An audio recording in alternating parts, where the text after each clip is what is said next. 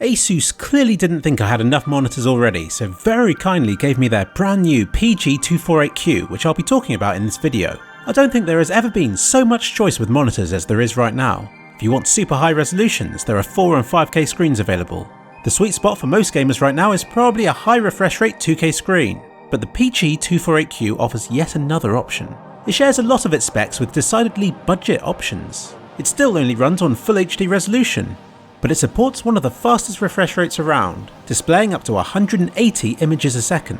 This is 3 times that of normal monitors and still 25% more than the current 144Hz gamer standard. The PG248Q is very much a premium product geared towards the hardcore gamer, who would want this monitor because it limits them the least. It was even used by the gamers in the recent ESL1 Cologne CSGO Major, and you know already if it will appeal to you. If you're the sort of person who can game at 300 FPS, yet still turns everything down to get 500 instead. If you use custom configs to make characters on screen more easily visible. If you want to shave milliseconds off your response time. Because, let's face it, 180 is a very big number. And since this would be your main reason for getting this monitor, I'll cover the refresh rate first. Screw that evening I spent walking about trying to make the unboxing look pretty. You don't care about that. For those of you still using a 60Hz monitor, yes, faster monitors will make a noticeable difference in games and desktop applications, and you should definitely consider upgrading. You may remember when YouTube jumped from 30 to 60 FPS and the difference that made. Sure, you noticed the obvious things like how much smoother panning shots looked, but also smaller, weird things like how rippling clothing seemed to move more naturally. Moving to 120Hz and beyond delivers the same sort of experience again and is becoming the standard setup for gamers looking to reach the upper echelons of competitive games. It doesn't have to be glamorous, it's all in the numbers. The more times a monitor refreshes a second, the more often you see up-to-date information. So more is better. Whether it makes a noticeable difference though will depend on the gamer and their current skill level. But if you die when using this monitor, you'd probably have died using any on the market, and it was probably just your fault. So anyway, it's definitely worth the jump if you're still on 60 FPS. I feel that I can still tell the difference between the 180 and my old 120Hz monitor that I used for years. Which isn't surprising since it's still a 50% improvement. I can't speak for 144Hz though. Like I said, for years I was on 120Hz and felt inferior to all of those gamers on the newer standard, so if nothing else, it's nice just to be able to turn around and to say that my monitor's now a little bit faster than theirs again. Here at Clicks Phillip Industries, we like to use the latest and greatest ways of testing hardware. Using our state-of-the-art cursor shaking test, at 60Hz, every cursor icon is noticeable. It's clear that you're staring at a series of still frames. At 120, there are now more of them and they're more tightly packed together. 180 improves on this further, but it's now getting to the point where slower movements, or those against a white backdrop, look more like a blur than individual images. It's definitely a very exciting time to be alive. I would say that this extra detail is even noticeable in gaming, where I felt more imperfections with my aiming. More little readjustment wobbles and slight curves where I was trying to draw straight lines. It's difficult to say how much better it makes me since most of my aiming is done by my subconscious, but more surely can't hurt. This high refresh rate also benefits desktop use. It's a joy to edit videos and to smoothly navigate web pages with, though it's probably a bit overkill for desktop use. That being said, I noticed a blue light filter in the options menu, which is like a built-in flux program to help make staring at a screen easier on your eyes and to help with sleep if using it late at night. It's also worth mentioning that this is a 144Hz monitor with official support for overclocking up to 180Hz. When I first got it I was all like, oh, does that mean I need to use some sort of program to enable it? And the answer is no. You use a very nice little joystick hidden around the back of the screen like so. In just a couple of clicks you can enable support for it. But why isn't it enabled by default? The answer is because there's a downside to this 180Hz mode.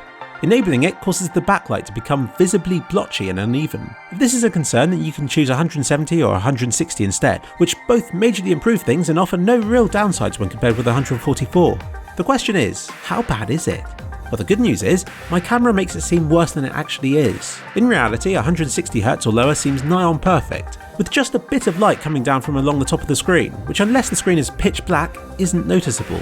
In use, I would disable 180Hz when watching movies or playing darker games, since it did impact on these experiences.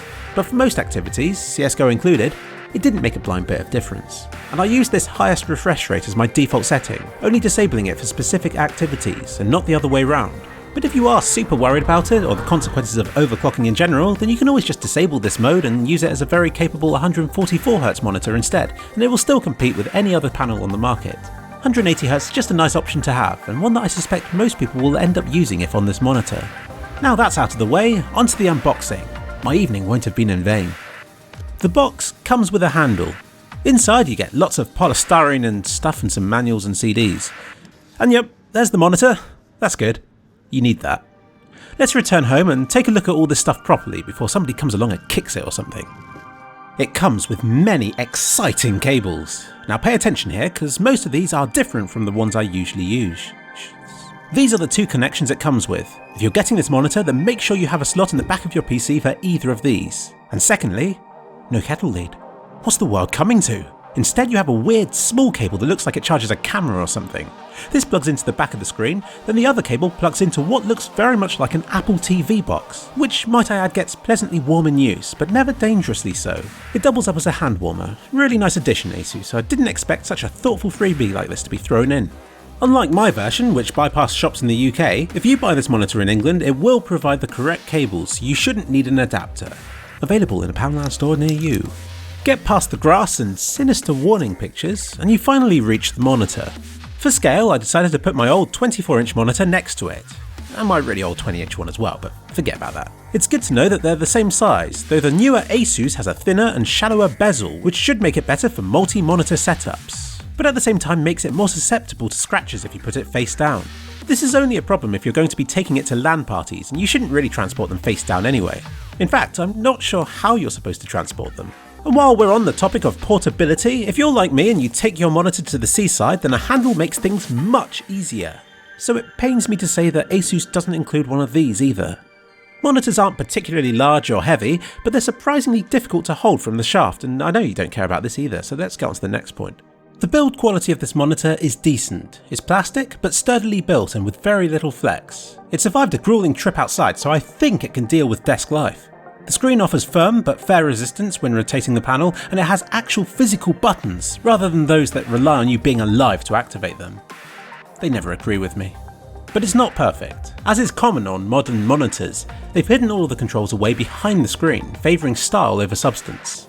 And although it looks as though the buttons would be easy to distinguish between, it was still a guessing game whether I was touching the right ones, or even the buttons at all, because the bits in between felt similar. Luckily, these buttons are only used for very specific features that you'll probably only use when tinkering with the monitor. Most of the important features are contained within the main control panel, which is instead governed by that wonderful little responsive joystick. There are 6 preset modes which alter the settings of the monitor to optimise it for different activities. I personally just want the screen to show what it's supposed to, and I'm no expert on what is actually right. So I got the opinions of a few of my friends who came over and used the monitor the other night before we tore up the town. Yeah, it's alright. Oui. Yeah, it's okay.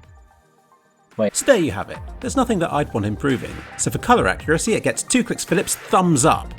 But since I don't really know what I'm talking about, this award means practically nothing. And as confident as I might look, it's only to mask my inner doubts and insecurities. So don't listen to me.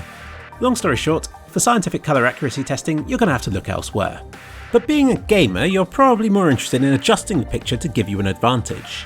And under the image options in the menu, you get a couple of things to play with. Overdrive tries to change the pixels faster to reduce response time.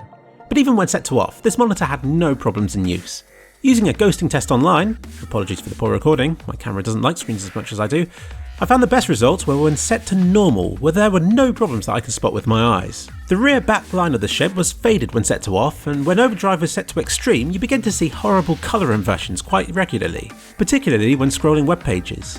Oddly enough, all settings looked fine in game, but it's nice to have the option, and I'm sure you'll find a setting for all occasions. There's adaptive contrast control, which I didn't really fiddle with too much, and also dark boost, which ups the contrast in the darkest shades that you can see enemies lurking in the shadows. And where better to test this out than on Havana, the darkest map ever made. None. 1, 2, 3. 1, 2, 3. Once again, my damn camera tries to compensate for the darkness, but take it from me, it does help, though I'm sure that gamers will already have their own methods for reducing this issue, like by not playing Havana in the first place. So there's enough stuff for hardcore gamers to tweak with, as well as a built-in frame counter, on-screen crosshairs to improve your no-scopes, and as many hertz as you can need. But there's one more terrible issue. The on button isn't white. Wobble your eyes about and you'll see that it's 3 separate colours, and the longer you stare at it for, the more distracting this becomes. It's an unforgivable design decision. But don't worry, I found a solution.